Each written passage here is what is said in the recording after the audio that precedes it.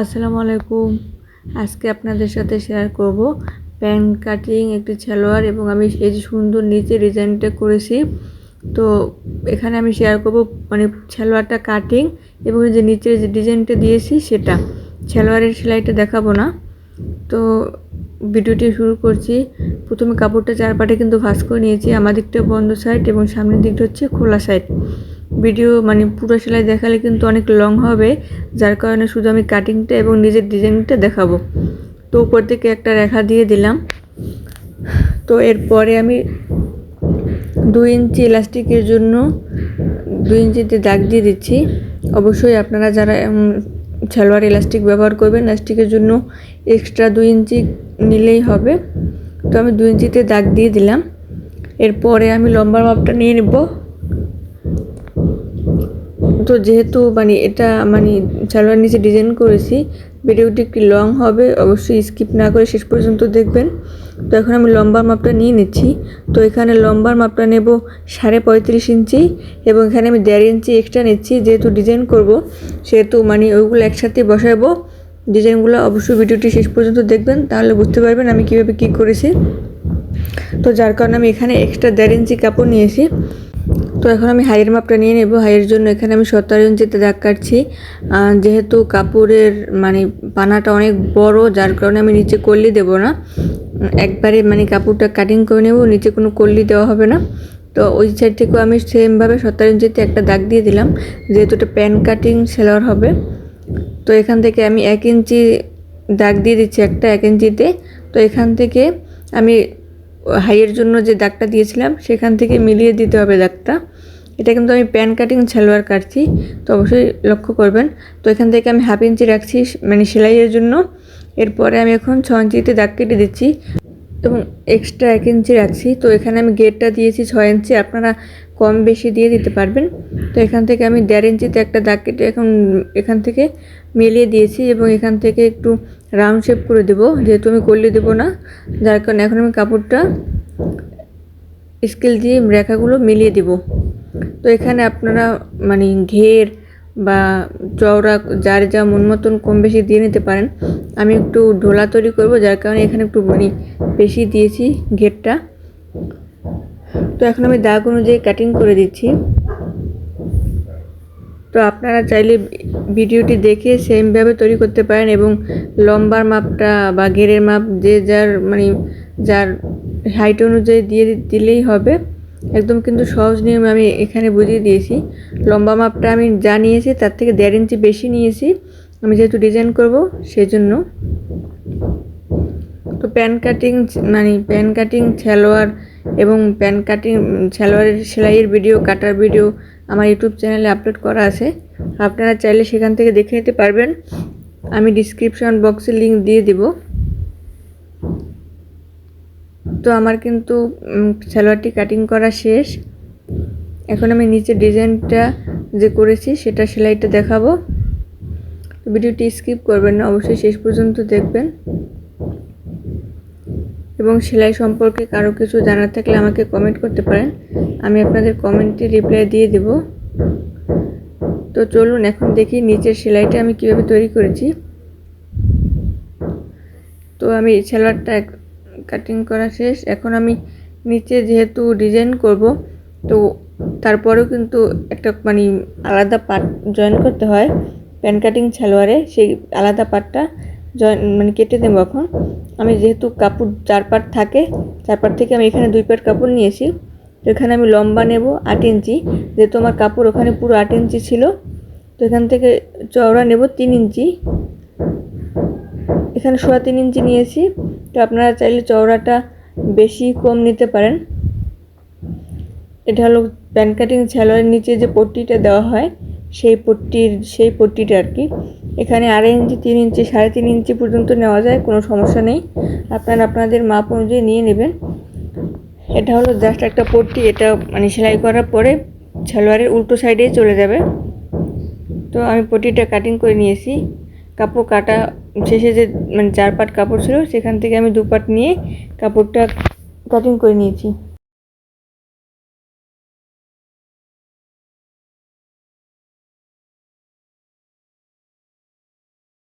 পট্টিটা কিন্তু সেলাই করার পরে এরকম উল্টো সাইডে থাকবে। তো এখন আমি আপনাদের ডিজাইনটা দেখাবো। তো এখানে আমি একটা কাপড় নিয়েছি 3.5 ইঞ্চি, এপাশেও আছে কিন্তু 3.5 ইঞ্চি। তো এরকম কাপড় কেটে নিতে হবে। এখানে আমি অনেকগুলো কাপড় কেটে নিয়েছি এবং মাঝখান থেকে ভাঁজ করে আমি, আপনারা ভালো করে লক্ষ্য করলে দেখতে পারবেন যে আমি কিভাবে ভাঁজগুলো করেছি। তো এখান থেকে এরকম ভাঁজ করে তার উপরে একটা সেলাই দিয়ে দেব, যাতে মানে ভাঁজটা ছুটে না যায়, যার কারণে এরকম একটা সেলাই দিয়ে দেব। আমি আবার আপনাদেরকে দেখাচ্ছি যে কিভাবে আমি মানে ভাঁজটা করেছি, আপনারা ভালো করে লক্ষ্য করলেই কিন্তু বুঝতে পারবেন। তো এরকম করে আমি কাপড়গুলো ভাঁজ করে করে এরকম যতগুলো মানে কাপড়ের দরকার আলাদা কাপড় সবগুলো কেটে এরকম আমি সেলাই করে নিয়েছি।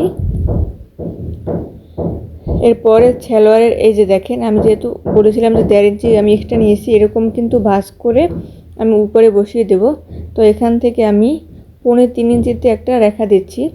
তো এবার স্কেল দিয়ে রেখাগুলো মিলিয়ে দেব। আমি কিন্তু এই কাপড়গুলো উপরে মানে সেলাই করে দিয়ে তার উপরেই কিন্তু কাপড়টা সেলাই করে দেব। দেখেন ভালো করে লক্ষ্য করেন যে আমি কীভাবে সেলাইটা করছি। তো এরকম একটা কাপড় রেখে সেলাইটা মানে যেখানে দাগটা দিয়েছি দাগের উপরে কিন্তু সেলাইটা বসাবো।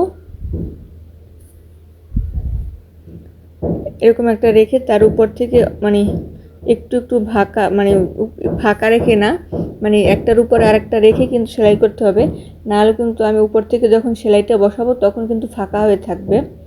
যার কারণে একটার উপরে আরেকটা রেখে সেমভাবে আমি সেলাই করে দিচ্ছি। নিচে যে বাড়তি কাপড়টা থাকবে সেটা কিন্তু কেটে ফেলবো। এই যে দেখেন, আমি কিন্তু একদম ভালো করে ভিডিওটা লক্ষ্য করলেই বুঝতে পারবেন যে আমি কীভাবে সেলাইটা করেছি। সেমভাবে কিন্তু আমি সবগুলো পট্টি মানে কাপড় আলগা কাপড়গুলো সেলাই করে লাগিয়ে দিয়েছি। এরপরে আমি এখান থেকে বাড়তি যে সাইডের কাপড়গুলো সেই কাপড়গুলো কিন্তু কেটে দিচ্ছি। বাড়তি কাপড়গুলো কেটে দেওয়ার পরে তার উপরে কিন্তু আমি সালোয়ারের কাপড়টা ভাঁজ করে উপর থেকে সেলাই করে দেব। এই যে আমার বাড়তি কাপড়গুলো কিন্তু কাটা শেষ। এখন আমি এই যে লক্ষ্য করেন যে আমি কীভাবে কাজগুলো করছি, এরকম ভাঁজ করে করে উপর থেকে কিন্তু সেলাই করে দিতে হবে। তো আমি এরকম ভাঁজ করে করে উপর থেকে সেলাইটা দিয়ে দেব, যার কারণে কিন্তু আমি এক্সট্রা এখানে 1.5 ইঞ্চি বেশি নিয়েছি, যাতে সালোয়ারে পরে শর্ট না হয়। এভাবে ভাঁজ করে সেলাইগুলো করলে দেখতে পারবেন যে ফিনিশিংটা কিন্তু সুন্দর আসবে। এবং নিচে যে আমি কাপড়গুলো সেলাই করে আটকে দিয়েছি তার উপর মানে যার সেলাইয়ের উপরেও যাতে না পড়ে সেটা লক্ষ্য রাখতে হবে, সেলাইটা যাতে বেরিয়ে না থাকে। সেজন্য কিন্তু আমি একদম উপরে মানে সেলাইটা নিচে রেখে কাপড়টা উপরে রেখে সেলাই করব। তো সেমভাবে আমি এই পাশ থেকেও মানে কাপড়টা ধরে আলগা যে পট্টিগুলো সেগুলো ধরে কিন্তু দেখতে হবে যে কিভাবে কোনটার সাথে মেলে, তারপরে কিন্তু সেলাই করে লাগিয়ে দিতে হবে। তো আমি হাত দিয়ে দেখিয়ে দিচ্ছি, কিন্তু সেমভাবে আমি একটা দাগ দিয়ে দিলাম বোঝার সুবিধার্থে। তো সেখান থেকে এখানে আমি ফিতা দিয়ে মেপে দেখবো যে কতটুকু হয়। 1 ইঞ্চি মানে কাপড়টা যে লাগাইছি তার থেকে 1 ইঞ্চি মাপ দিয়ে কাপড়ের ওই যে মাথাটা সেখান থেকে 1 ইঞ্চি মাপ দিয়ে রেখা দিয়ে দিলেই হবে। এরপরে সেই বরাবর বসালেই কিন্তু মিলে যাবে। এই যে দেখেন প্রত্যেকটা কিন্তু আমার 1 ইঞ্চি আছে, বাড়তি 1 ইঞ্চি আমি এখানে নিয়েছি। তো সেমভাবে এপাশ থেকেও লাগিয়ে দেব, একটার সাথে একটা মাথা মিশিয়ে সেলাই করে দিতে হবে। এক পাশ থেকেও কিন্তু সেলাই করার পরে আমি বাড়তি যে কাপড়টা থাকবে সেটা কিন্তু ওইটার যে কাপড়গুলো কেটে দিয়েছি এপাশ থেকে এগুলোরও কিন্তু বাড়তি কাপড়টা কেটে দেব, নাহলে বেশি কাপড় এখানে কাপড় বর্ডার দিতে হবে, যার কারণে বাড়তি কাপড়গুলো কেটে দিতে হবে। তো এখান থেকেও আমি সেমভাবে এরকম একটার উপর আর একটা রেখে কিন্তু কাপড়গুলো সেলাই করে লাগিয়ে দিচ্ছি। তো সেলাই সম্পর্কে আপনাদের কিছু জানার থাকলে আমাকে কমেন্ট করে জানাতে পারেন, আমি আপনাদের কমেন্টে রিপ্লাই দিয়ে দেব। তো ভিডিওটি স্কিপ না করে অবশ্যই কিন্তু শেষ পর্যন্ত দেখবেন। এই যে দেখেন আমার কিন্তু কাপড়গুলো লাগানো শেষ। এরপরে আমি এখান থেকে যে বাড়তি কাপড়গুলো সেই কাপড়গুলো কিন্তু কেটে দেব। তো এই যে বাড়তি কাপড়গুলো আমি কেটে দিয়েছি। এখন আমি এপাশ থেকেও কিন্তু সেমভাবে এই যে সালোয়ারের উপর থেকে কাপড় নিয়ে ওইটার উপরে সেলাই করে দেব। তো সেম লক্ষ্য রাখতে হবে যাতে সব মানে সব সাইডে একরকম ভাঁজ করা হয় এবং একরকম কাপড় থাকে, বেশি কম বেশি যেন না হয়। সেজন্য এটা আস্তে আস্তে খেয়াল করে করতে হবে যাতে কাপড় এপাশ ওপাশে কম বেশি না হয়। সেজন্য আমি আগে থেকে আস্তে আস্তে হাত থেকে বাঁশ দিয়ে এরপরে পট্টিগুলোর উপরে লাগাবো যাতে একটার থেকে একটা বেশি না হয়। তো এখন আমি সেমভাবে ওই পাশে যেরকম সেলাই করে দিয়েছি, তো এইভাবে কাপড়টার উপরে পট্টিটার উপরে কাপড়টা রেখে সালোয়ারের সেলাই করে দেব। আসলে অনেক জিনিস মানে মুখে বলে বোঝানো যায় না, ভালো করে লক্ষ্য করলেই কিন্তু বুঝতে পারবেন যে আমি কীভাবে হাত দিয়ে কাপড়টা পট্টিটা ধরে সেলাই করেছি। এবং সালোয়ারটাই কিন্তু উপর থেকে কিন্তু এভাবে সেলাই করেছি।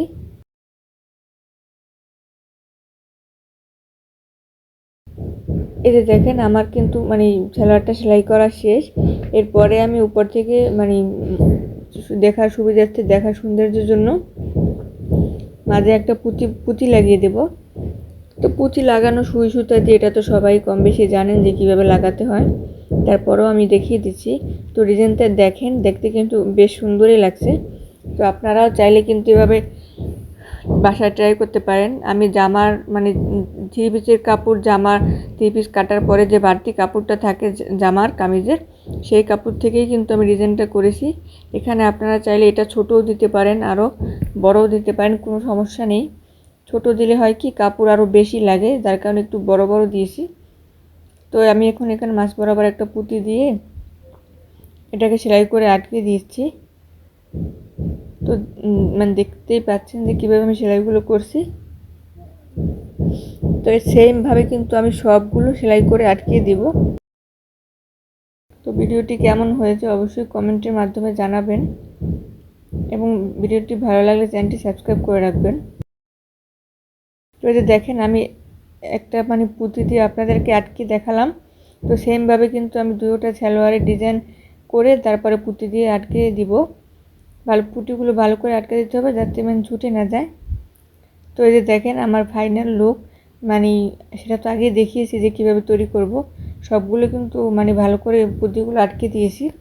তো ভিডিওটি কেমন হয়েছে অবশ্যই জানাবেন এবং ভালো লাগলে একটি লাইক করে দেবেন, চ্যানেলটি সাবস্ক্রাইব করে রাখবেন যাতে পরবর্তীতে আমি কোনো ভিডিও আপলোড করলে আপনাদের কাছে পৌঁছে যায়। তো দেখা হবে পরবর্তী কোনো ভিডিওতে। সবাই ভালো থাকবেন। আসসালামু আলাইকুম, আল্লাহ হাফেজ।